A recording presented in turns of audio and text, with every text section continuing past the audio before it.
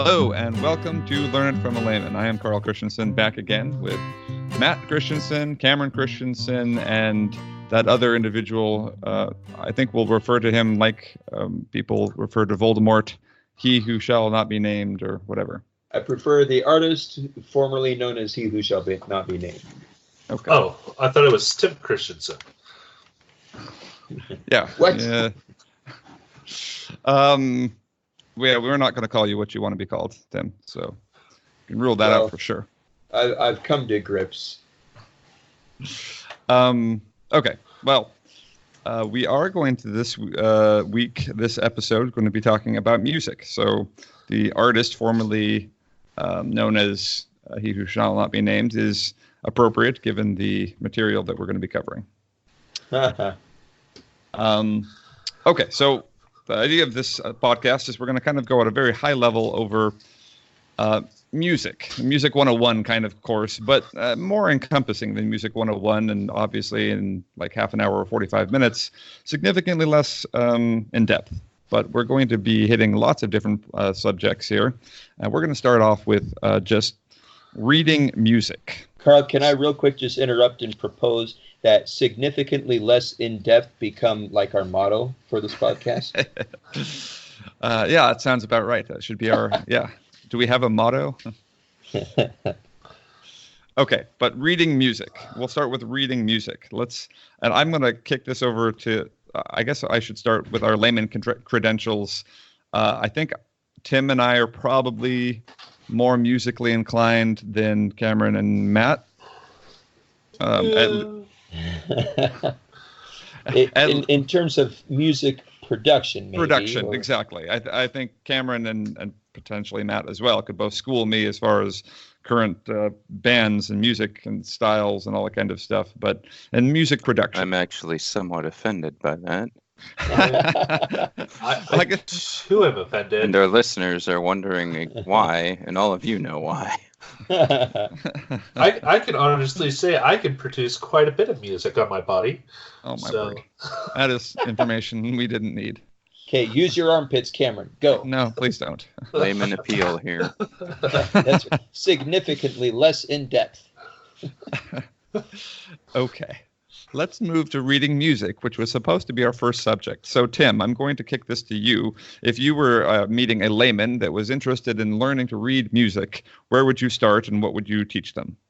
Well, I would probably start at the very beginning. Okay, we didn't need that. Oh, ouch. All right. When you read, you begin. Okay, never mind. Yeah. So I would probably start by teaching them that I would start with a keyboard, like a piano, and I would say every note on the piano corresponds to a line or a space on this bar staff, and it just goes up and down. All you have to do is remember which space or line on the bar staff corresponds with which note on a piano, and you can figure out what notes you're supposed to press. Yeah, that's good. You did say bar staff or staff, so I think giving them a little background on what a staff is and what the different symbols on the staff are might be useful. I'd want to show them, and if we were a visual medium, we could show them. But I think most people have at least seen sheet music, and you can just imagine those lines. There's kind of a set of lines going horizontally across the top, and then a parallel set of lines going horizontally underneath it with a bit of space in between, and then notes. And then after they got kind of the gist of that, I would explain to them that different shapes of notes have different lengths of time that they count for, and rests and stuff like that. Sure. There's a lot to be taken in, and obviously in a podcast this short, we're not going to go into depth about all the things necessary to read music, but significantly less in depth. I'm taking this. We're going with it. Okay, good. Well, there are lots of things to be taken into consideration, but it is, like Tim said, kind of if you boil it down to the simplest things, it's line, space, and you map that into whatever instrument you're playing on a keyboard. It is probably the most simple because then you can say up, down, as opposed to say a violin or something like that, where you have to take into consideration different strings and stuff like that. Yeah. So What if you're playing the drum? It's just fast or slow. that is true. Drum music is different, and Cameron's, I think, the only one amongst us here that did percussion. I'm a timpanist. Thank you. I'd call you a lot worse than that, Tim. Quite. Let's Dude. not Timpanis invent are princes imaginary terms for our layman audience. Chupacabra. We all know timpanis aren't real. We'll get to timpanis later, maybe. Percussion music, though, Cameron, that it's just rhythm, right? Yeah, just rhythm, which I think is important in basic music.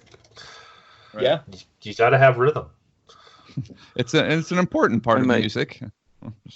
What I Matt? might question, is percussion just rhythm, or is there slightly more to it? Like selecting which instrument to percuss at a given moment. That is a good point. Yeah. So a drum set, for example, which most people have probably the most familiarity with as far as, bands. You have, 4 or 5 different things going on? Depending on your drum, you're going to have 1 or 2 mallets for your bass drum. Then you're going to have 3 to 6 toms, a couple cymbals, a hi-hat. Depending on what you're doing, you might also add in other instruments like wind chimes, cowbell. More cowbell, even. That's right. More cowbell. That's right. I have a fever.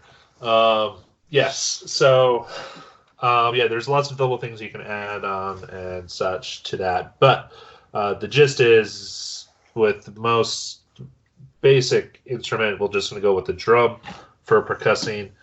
It's just tempo is basically what you're practicing. There are many other things that you can percuss, such as chimes, bells. Right. Yeah, as soon as you work in bells, obviously, then you're working in tones and notes, and that gets you back to kind of the more the scales and stuff like that. Okay, but that did take me. So a drum set is an important part instrument in most bands. So pop music these days, or any type of music, the instrumentation of most bands is very similar. I mean, there are sometimes different instruments that different bands choose to implement in their music. But Matt, do you know the different instruments that most very simple bands include in their bands? That was a really well-worded question. Yes, it was. So I am probably more, or rather less equipped than your normal layman to discuss this kind of thing, but from my very, very limited exposure, Less your in depth. typical band has a singer with a pretty voice, a bass guitar, and a computer running auto-tune. Indeed. That is a very important part of music these days. So bass guitar, singer, usually there's a guitarist. Don't forget the significant other of the main vocalist playing tambourine. There we go. Or they'll have a guitar in front of them which they will not actually play. Or Correct. a cowbell. No, that's not a thing. But yeah, drums being the almost integral part of any of these bands, any genre of music you can think of these days, you have to have a drummer in order to have a band. And then bass and guitar are almost in all bands. And then you have a keyboard in a lot of bands that does different serves different functions. But anything to add, Tim, Cameron? I'll just throw this out. I just learned how auto-tune actually works. I'd always known it was a thing, but I didn't know what it actually did. But apparently what it does is the software corrects your voice so most singers, amateur singers, we Our voice, we don't hold the pitch perfectly. We have very slight minor modulation up and down over the course of singing a note. And I'm not talking about like vibrato, like, a lot of professional singers have, but just, we're not quite on pitch all the time. We're up, we're down. And auto-tune just like kind of auto-corrects that. Of course, the better singer you are, the less drastic the auto-tune will sound. And if you're really bad and you auto-tune your voice, it starts to sound pretty robotic and whatnot. But anyways, I was like, oh, so it's actually, digitally altering your voice up and down to make it consistent. That's a really cheap and dirty explanation of someone who really doesn't know much about auto-tune, but just learned a bit more. So. Would you like the slightly more in-depth version? Just listen to the Disney Channel. That's what I think all we really need to do. They auto-tune all their group people. There we go. That's why they all sound the exact same. Yeah.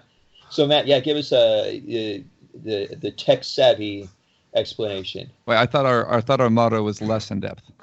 Yeah. Trying to think of how I can split. But when have we ever dealt with consistency? That's right. Okay, go ahead. Manner. We're going to auto-tune this podcast right now. So all sounds is pressure waves, and those waves move with a specific frequency.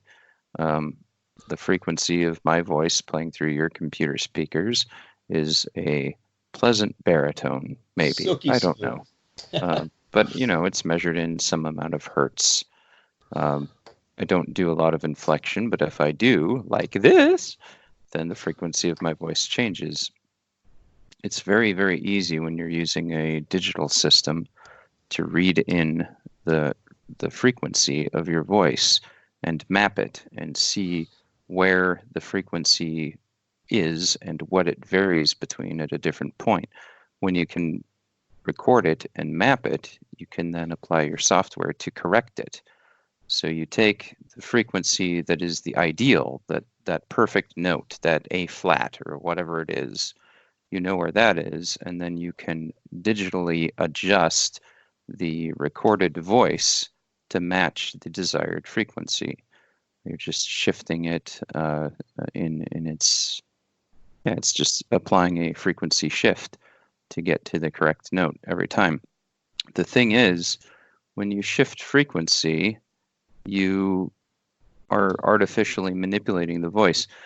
When you hear in cartoons a character start to talk fast, the pitch of their voice goes up, right? They start talking like this and this and this. Anyway, when you digitally manipulate someone's voice and change the frequency, you are altering the speed of whatever it is, the noise that is coming out of their mouth.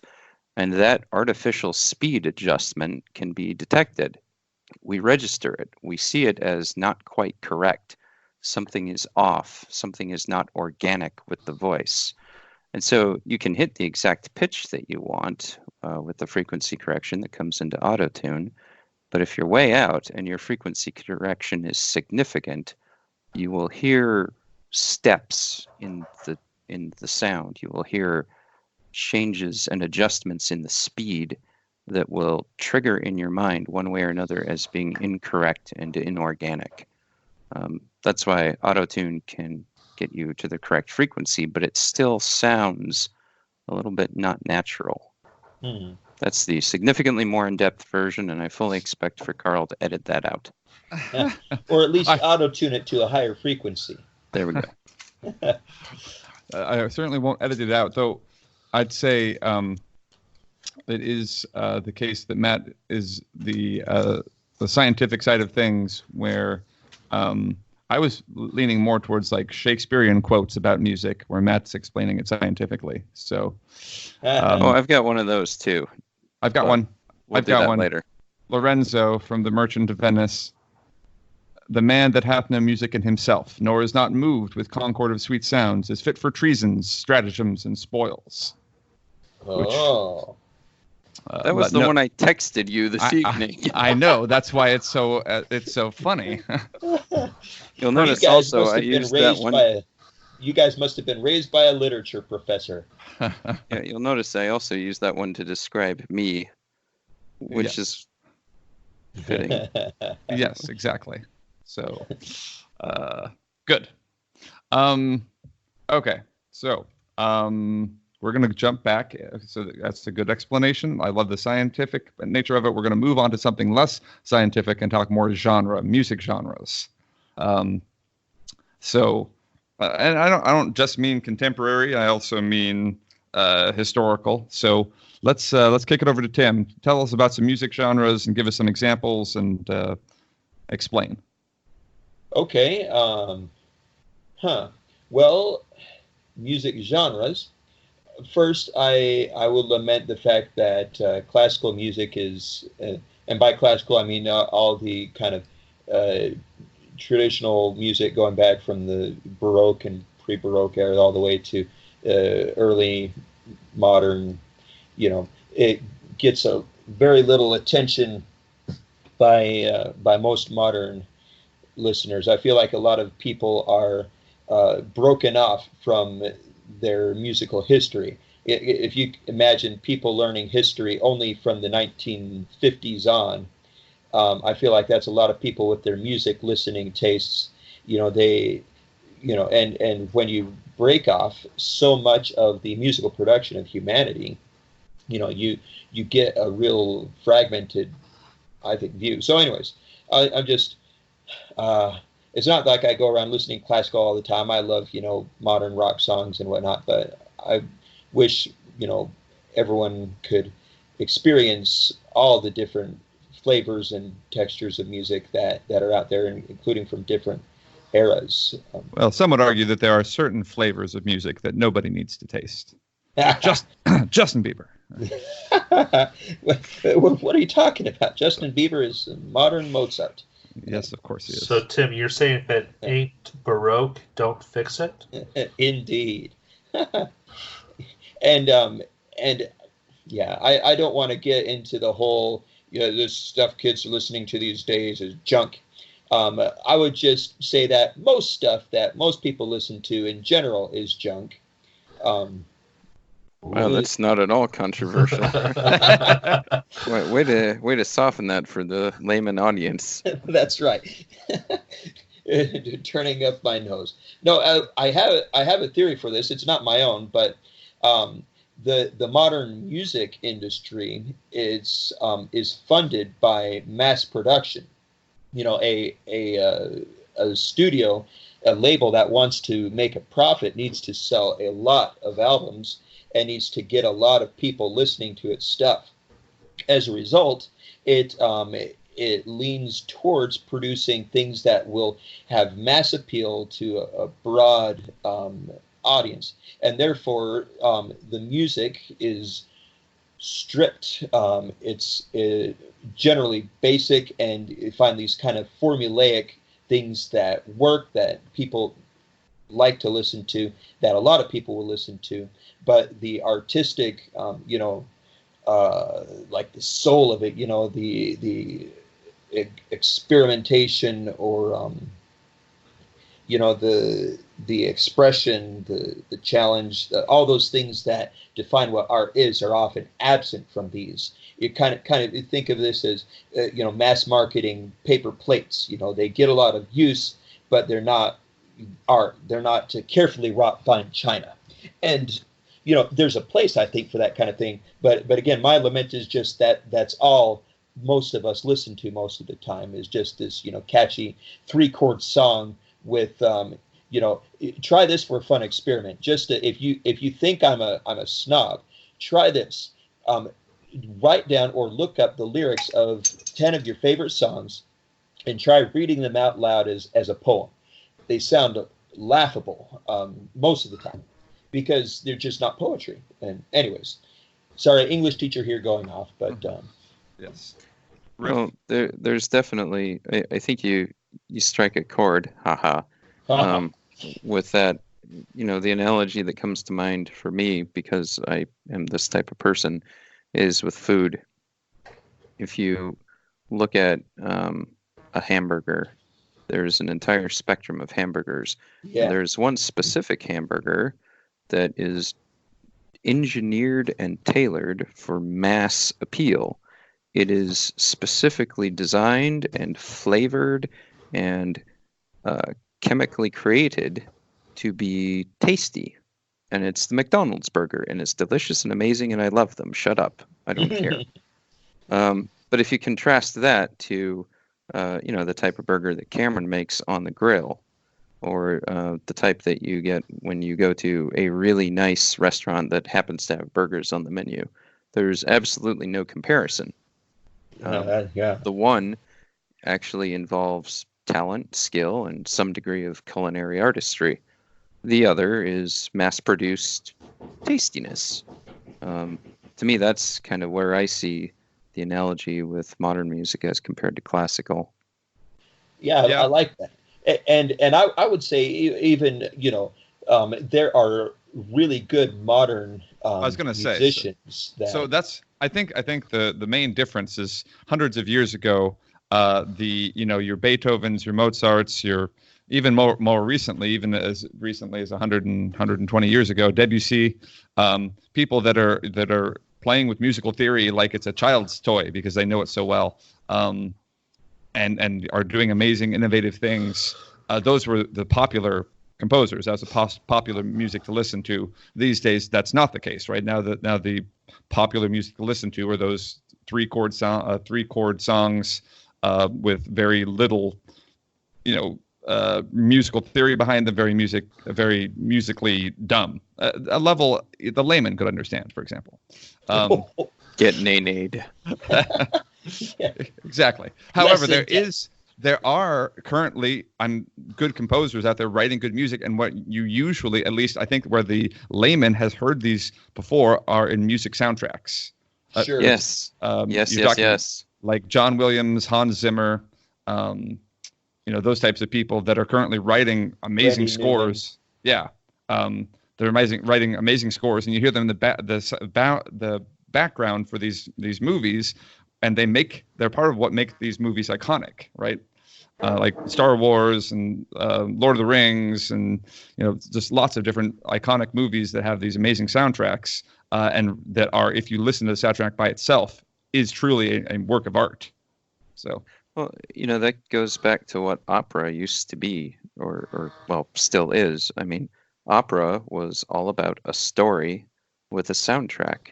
You didn't make an opera just for the sake of the music. You made the opera as a medium to tell a story. The music contributed to the story. These days, believe it or not, the equivalent of opera is film or cinema or TV or whatever. Mm-hmm. And you have their story, and the music is an integral part of it. And that's where you find your really good composers composing, telling those modern stories and putting the music that goes with the story.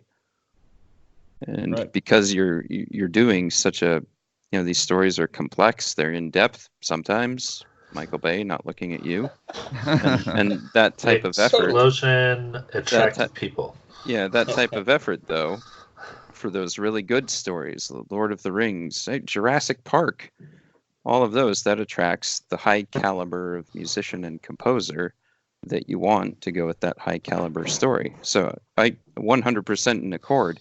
You find that modern great music in the soundtracks to those great stories. Mm-hmm. Yep. So it's that's a good insight. I'm going to take us really quick for the sake of being an informational podcast as well. Real quick here, I'm going to breeze through kind of musical history with classical going up through some current genres. So we're going to start with the Renaissance, because before that, it was people banging on wood. There's not a lot going on, all right? I would say that, it's pre-recorded, right? Gregorian chants are not exactly, you don't go around listening to Gregorian chants. Well, I would assert that we probably don't know. There weren't means of recording music, but I'll bet that folk and kind of oral traditions, there's music being produced and created, and it's not recorded, it wasn't written down, and anything we have is filtered through time. So But yeah, so necessarily we have to start at in the Renaissance era, because that's when it first gets recorded and kind of standardized, right? That's just my somewhat ignorant take on it. Sure.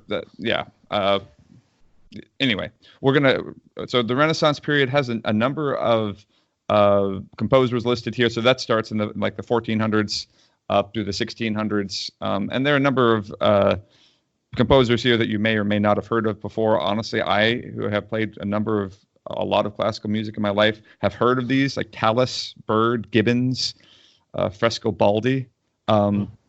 Anyway, names that you're not making these up. Essentially, I mean, these are, according to this website I'm on, some of the composers of note of this period. So you can imagine that we don't know a lot of the names of the people from the 1400s to 1600s, but they did lay a groundwork as far as what was going to come after that. So starting in the 1600s, you got the Baroque period, and that's where we start becoming more familiar with the names. So we got Bach, Handel, Vivaldi. So those are more people that your layman's going to be familiar with, and that's a very crucial time in the history of music. Even now, Bach and Handel are played everywhere in the world. So moving on to classical, that's going to be in like the 1750s and through the early 1800s, and that's obviously, we call it classical music. This is kind of the golden era. So then you've got Haydn and Mozart and Beethoven and Schubert and Friedman. Anyway, lots of classical composers that did amazing things. Then we start hitting the Romantic period in the 1830s, 1840s. Then we start getting like Liszt and Schumann, Mendelssohn, Chopin. Anyway, other names that you might be familiar with, and so this starts becoming more expressive. Music becomes more expressive, but still very musically dense, difficult. Late Romantic, and I'd argue the Late Romantic is the last period where you get your nominally classical, what we think of as classical music, where it's just instrumentation and just lots of different where you can follow the tune. Yeah, well. So late this is the last period where a name like Debussy, Brahms, names like that, Wagner, Wagner. Wagner. Sorry, where people know these names. They were popular in their day. They're popular now, and they wrote musically complex, very moving pieces that went well in the public. And something changed around the 1920s where that started falling out of the public appetite. And so after that, there are just not a lot of names that we know of that write classical music, other than what we've already mentioned, like for musical soundtracks. Part of that probably is so jazz started in the 1920s, 1930s. And jazz, we all know jazz is not real music. I love jazz. Hey, I love jazz too. I'm not commenting like that this is a problem. I think jazz is wonderful. I think jazz was the first step, though, away from your classically trained musical composer and musician, where all of a sudden most jazz musicians were also classically trained, but it's a step where you can all of a sudden now you have just complete freedom, where solo periods happened, and you just be able to play whatever you wanted, and all of a sudden you got some imposters in there. You can't really get a lot of imposters in classical music because you have to know your chord theory, you have to know composing theory, all kinds of stuff. As soon as you get to jazz, you start losing that. The Jackson Pollocks of music, is that what you're saying? What? I'm just joking. I'm taking a stab at Jackson Pollock in his abstract. I don't know if Carl paintings knows who Jackson Pollock is. He's the guy who, like a huge canvas just with kind of paint spattered across it. Oh, okay. Yeah, He's also known for tones of paint. I mean, now if we're going to go in the painting world here, but anyway, that's true. I'm not qualified to critique Jackson Pollock. Okay. Well, different podcast. Anyway, there we go. Jazz. I love jazz music. I took a history of jazz music. I did jazz band all through high school. It's really fun, and it does require some ability, musical theory, but it's that first step away from your very rigid and much more regimented classical theory. Just a quick note that this is a general pattern across the artistic world in the late early 1900s. The departure from form. You got your impressionists in painting, and later cubism and so forth in poetry. Leaving form like sonnets and so forth, and your free form, free verse poetry becoming more prominent. And so this is a general pattern happening all throughout the arts through all this time. Good point. Yep. All right, and then we obviously get our kind of start moving towards big bands and then rock and roll and then pop, and now we are in kind of the post pop. Yeah, I don't even know what to call our current point in the musical world, musical history. Lamentable. Yeah, exactly. Yeah. Comical theory. The dumpster fire. This is like in Greek civilization after Plato and Socrates, and who knows what happened after them, because who cares? I mean, the technical term is the nadir. There you go. Going back to what Matt said about the opera and stuff like that, I mean, you still get a little bit of that with like musicals and stage things like that, and you still get some really good composers. I mean, even going back to like the Romantics and the classical, a lot of the composers had a very singular theme. Like the songs all sounded very similar, oftentimes because it was different keys of the same song and such. But I mean, I'm sure most people know who Sondheim is, known as one of the great musical composers for musical theater right now. But I personally hate him. I hate the way, not him, I distaste his music because of the way it sounds. But anyway, but a lot of people just love him and praise what he does. Then we also have rap coming in to be stuff like with Hamilton and such, which I do like Hamilton, but I'm just saying we definitely go through different things, and I think sometimes it's the artist trying to get in touch with the layman, bringing it back here, by altering it to what the layman may consider pretentious, that I think we all have a more of appreciation to because of the way we were raised. Not necessarily that we're pretentious, but it's just more appealing to us because we understand the theory behind it a little bit more, maybe. Yeah. And I'll comment on so you take something like Hamilton, was done in a rap format. I think it was an interesting exploration, and I haven't seen it, but I've listened to a lot of the songs, and it's fun, and I like what it does. Building characters through that genre. I think sometimes a lot of us traditionalists will get down on a genre like rap, and get mad at it, because it's not music, blah, blah, blah. But I think we can step back and look at things like that and appreciate it for what it is, rhythmical, language, with tune and music, and it may not be, it's a totally different animal from Brahms or whatever.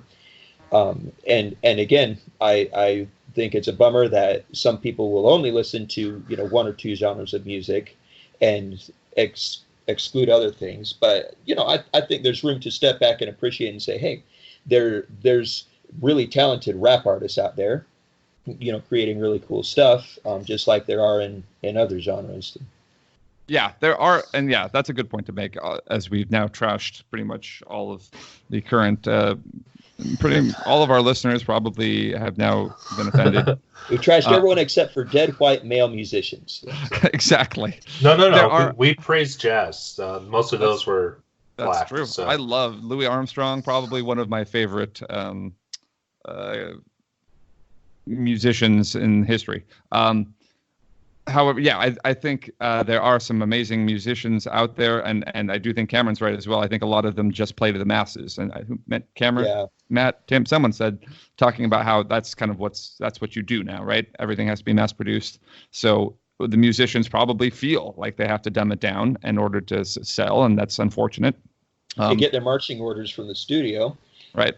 You get someone like I think I hesitate to use this example, but Taylor Swift, who is definitely a different musician and artist now than she was when she first started, right? Producing very different type of music.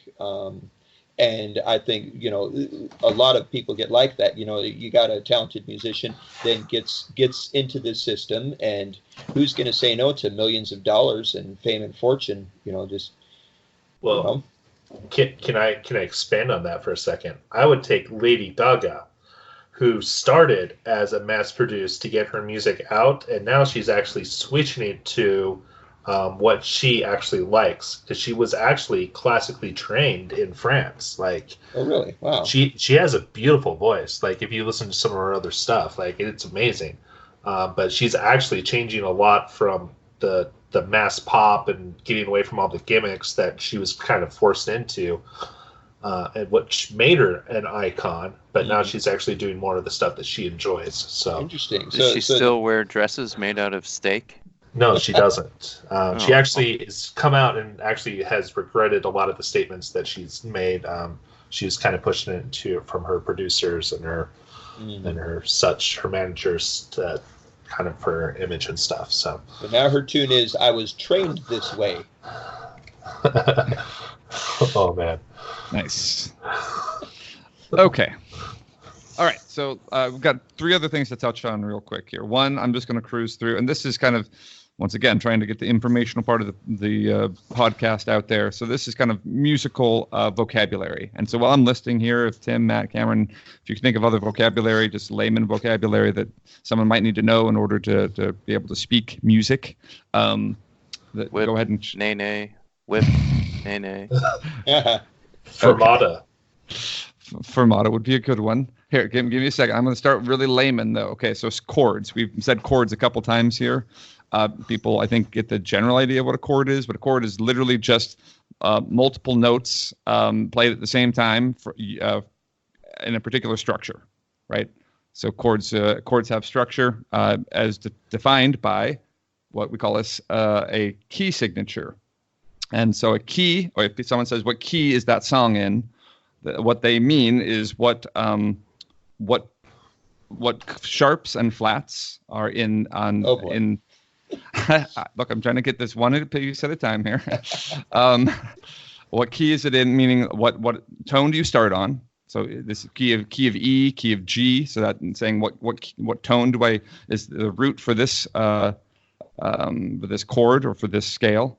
And then and based on that, it tells us what sharps and flats. Now, sharps and flats are just a difference in tone for the notes in that key. And so a scale is going up and down in a particular key.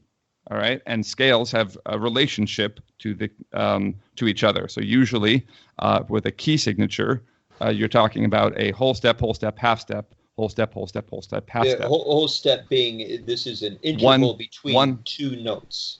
Right, an interval. Right. Yeah. Exactly. A step being two notes up and a half step being one note up. Yes. And so the tone is notes going are higher. Yeah. Notes I was like, are, should we talk about there's notes only from A to G? I mean, yeah. Well, there's a lot of. You're right. Exactly. So there's this thing called music. Okay, hold on. Hey, sorry, Carl. We assume a lot of people know these things, but I think it's useful that. No, you're right. Notes are tones. We're betraying our motto here, and we're going significantly less in depth.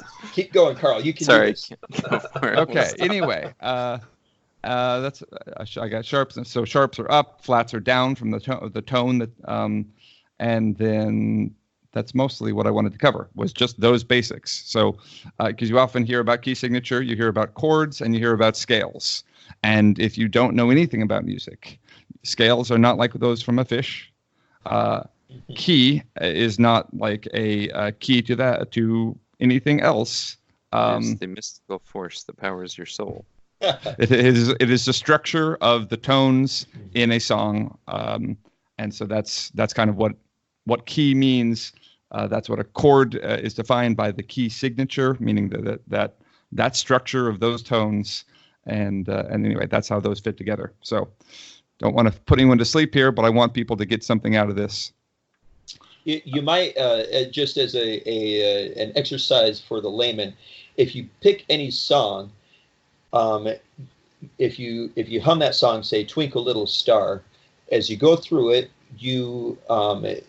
the note that ends the song will basically always be in any traditional song will always be that bottom note, the tonic we call it, but it's so. For example, in the key of C, any song that is played in the key of C, it's always going to end on a C. If it doesn't end on a C, it won't feel resolved. So think about "Twinkle, Twinkle, Little Star." How I wonder what you. If you stop there, the song doesn't feel complete until you get to that last note. Bum, R. Now it feels complete. So if you're wondering what the key signature is all about, it's kind of the starting point for what the music is framed on. And something in the key of C, a song, unless it's a non-traditional song, will always end on the tone of C. That's the bass root tonic note on which the whole song is formed. Every note in the song is defined in relation to that bass note, that tone. Yeah, thank you. Yeah, I do think, and so and there are progressions, there are changes in songs that most of us are familiar with. So many songs out there are written with a 4-chord progression, and that goes from the tonic. So I believe I have to go look this up now, but it goes the tonic to the fifth to the minor fourth to the Tim, am I getting this wrong? Is it to the sixth? Anyway, going way in depth here. I would start with the. Should we just listen to Hallelujah? Okay. Because I'm pretty. Anyway, sure yes. My point is there might be Hallelujah. someone coming. There might be someone coming here that's trying to say, how do I write a music? I want to write a song for my girlfriend or my boyfriend or anyone, for a parent. I want to write a song. How do I do that? Well, chord progressions are what you need to know. You need to go look into a little bit of chord progressions, because that's really what you need to know in order to write a song that is not just notes slapped on a page and essentially has no structure and nothing anyone can actually grab onto and want to sing your song. And if you're starting from the beginning, probably the easiest place is to do your power chords, a first, a fourth, and a fifth. It's the structure of pretty much any rock and roll song. Think Louie Louie, La Bamba, name your rock and roll song. It's going to go da da da da da da da, and you got it. And anyways, there's a million variations, but you'll find those all over the place. Right. Anyway, okay, so we'll move on here. And we got 2 last things to cover. And so one, I'd like each one of us to pick an instrument that we'd recommend the layman learn if they're trying to pick up a new instrument. Matt. The CD changer. Awesome. Useful. Sorry. That's right. So again, I am not the right person to ask. I was compelled to learn piano. Piano is difficult, but if you want to have a solid foundation in music, piano is probably the best one to, if you're really serious about it. Piano gives you the best understanding of musical theory, in my opinion. If you want to learn something faster that you can use to impress people at a party until they realize that you're actually just kind of a tool and kick you out, the acoustic guitar is pretty popular. Yeah, for sure. Cameron, any other ones besides the ones Matt mentioned? I'm going to steal Tim's because I know he's going to say this, but I'm going to say the banjo. Ooh, yeah. All right, that's a fun one. Tim?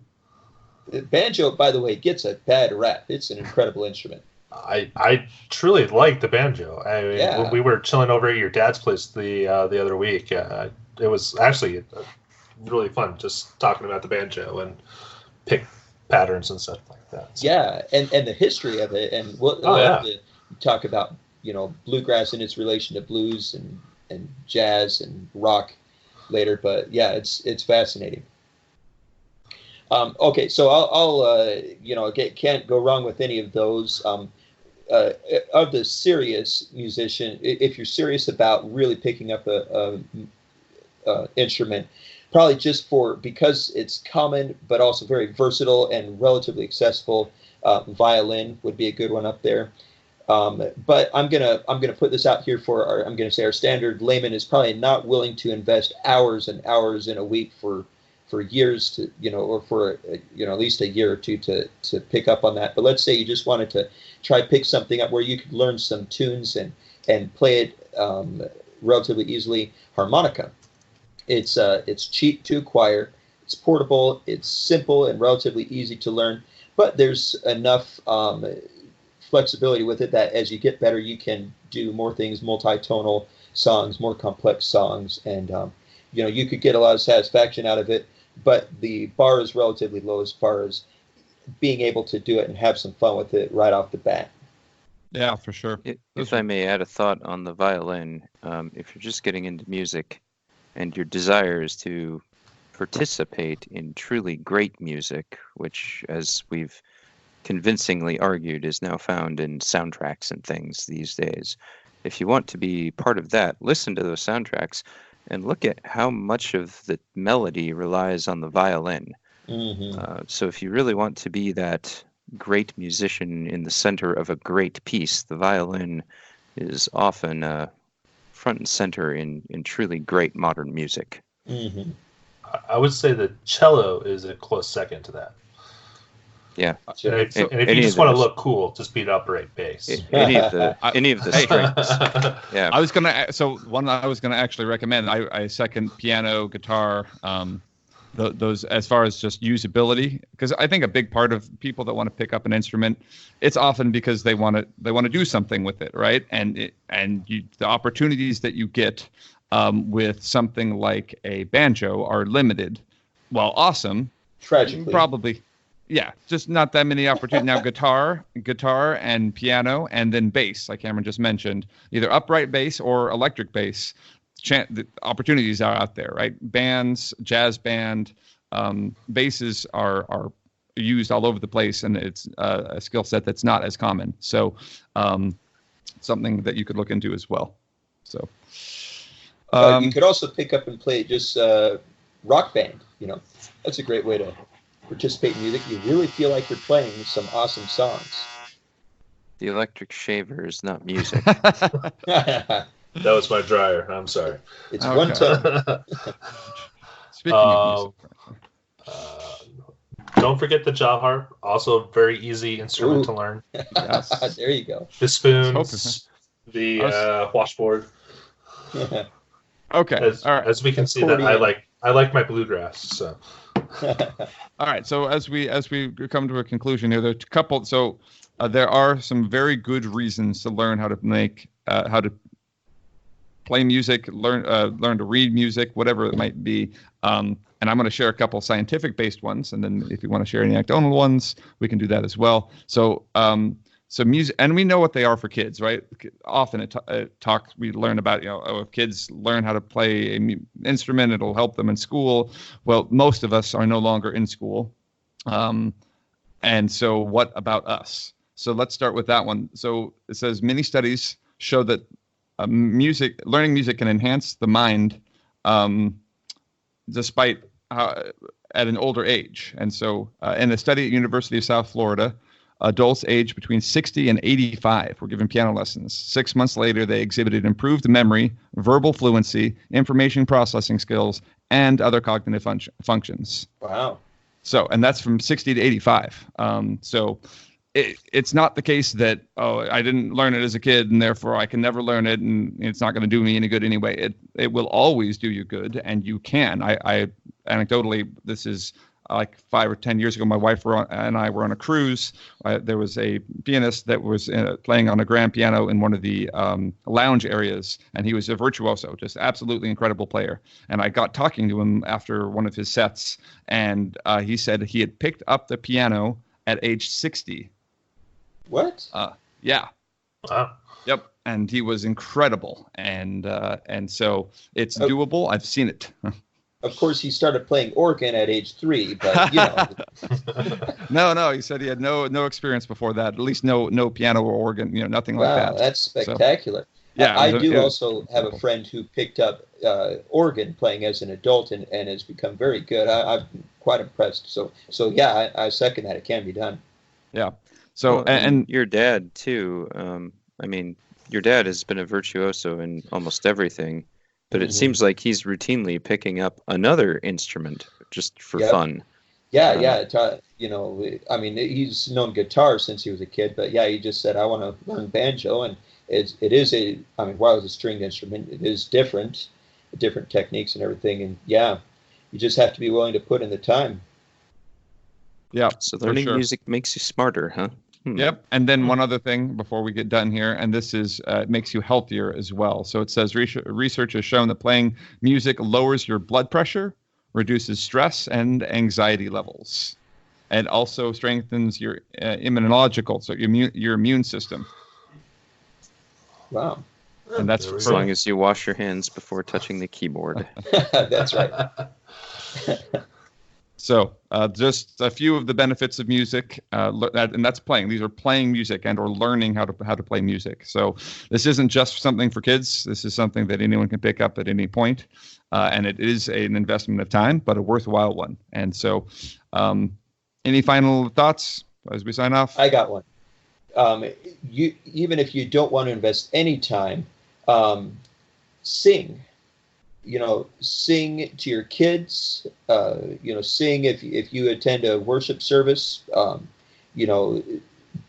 sing along to, so many people are so self-conscious about their voices and stuff. And it's a real shame because the one instrument that we all possess, regardless of training, is the human voice. And the human voice is a beautiful instrument. So, anyways, that's my one thing. If you got kids, sing to them and have them sing with you, teach them songs. And that is one tradition that goes back to, all the way with humanity. So don't cut yourself off from a beautiful part of being human. All right. So I like that. That was really nice. I have nothing sarcastic to say about that. All right. Well, I'm going to sign off with the words of Bob Marley. One good thing about music: when it hits you, you feel no pain. Oh. All right. So, I guess that actually right there proves Bob Marley wrong. Hey, I think I now hear feel pain. Some chords. Okay. Matt is trying desperately to make that our theme song. It's not happening. I might got one for you. Let's see. Okay. All right. Then good night, and we will see you guys back next time.